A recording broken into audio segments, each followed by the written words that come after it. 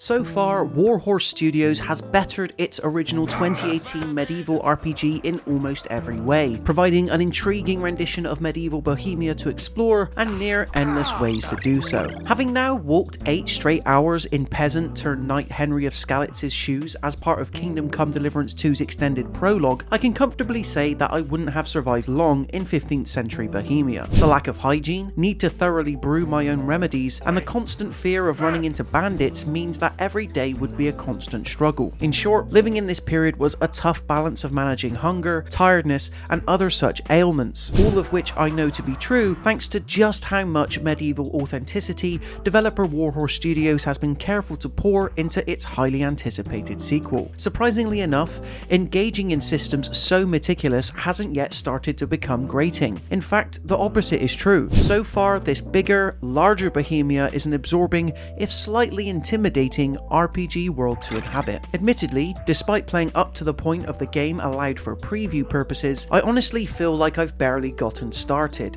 In a good way. Whereas my last preview jumped me around at various points of the game, the first 3 hours are mostly linear, getting returning players and newcomers alike caught up to speed on who exactly Henry of Skalitz is as a person, and more importantly, the status of his relationship with his lord, Sir Hans Capon. And after that, there's the explanation on the nature of combat, exploration, and inventory management. What quickly becomes apparent is that, despite their background and class differences, the two have the most wholesome of bromances, regularly ribbing each other as well as getting in and out of scrapes, both of which give Kingdom Come Deliverance 2 a real buddy movie vibe from the outset. It's after stripping down to their pants, getting hunted in the wilderness, and being forced to carry on their envoy mission dressed as peasants where Kingdom Come Deliverance 2's training wheels come off, forcing Henry to dig himself out of the mud, literally, in what turns out to be a rather hilarious and effective way of hitting the reset button. Ever since, I've been afforded the ability to adventure out all on my own, taking refuge in a nearby village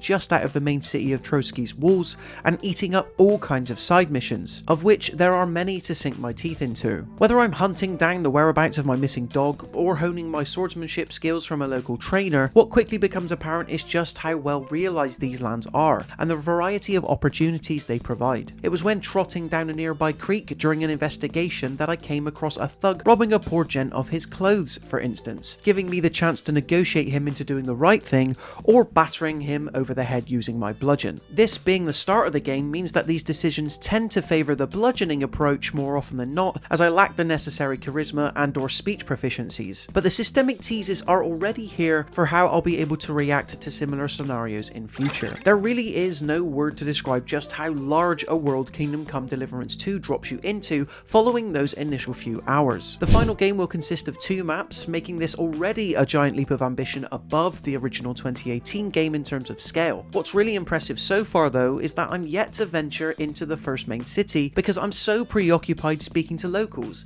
playing games of dice, and improving my gear in the more rural, undeniably beautiful outskirts of what Bohemia has to offer. Some of these objectives and instances are a bit of a pain to get to, seeing as a horse is a luxury I'm yet to afford, but it's forgivable given that there's always another instance of opportunity to bump into. I'm also taken aback by just how much of what I'm doing isn't dictated by combat. The directional based system where you can counter weapon swipes by targeting multiple angles returns and is once again simultaneously engaging yet awkward. However, other than when I run into random ne'er-do-wells, I tend to spend just as much time snooping through the local outhouse in search of answers, tracking down local fishermen, or stealing a loot from a barmaid's pub wall so as to appease a gang of merry poets. Such instances of opportunity I find regularly pull me away from the rails of the main narrative in ways that give Bohemia a true sense of life and goings on. Alongside the likes of Cyberpunk 2077's Night City and Fallout 4's Boston, Trotsky's surroundings feel wonderfully alive and have made me more excited to delve into this sequel's more built-up areas. It's weird to be writing a preview for a game that I feel I've already seen so much of while still feeling like I've barely gotten started. Warhorse Studios has clearly made the most of this 7-year development cycle, packing Kingdom Come Deliverance 2 with as much authenticity and detail as possible, but also a myriad of instances in which to show these improvements off. No doubt, the absence of the regular jank and glitches present in the first game is so far aiding in this immersion too, making me keen to see what else 15th century Bohemia has to offer, as well as how Henry of Skalitz's story is set to be tied off for good. Are you excited about this game? Be sure to let us know in the comment section below. Our full review will be coming coming in the near future. And consider subscribing to the Mirror Gaming YouTube channel to stay up to date with even more videos like this. Until next time, thank you so much for watching, and we'll see you in the next one.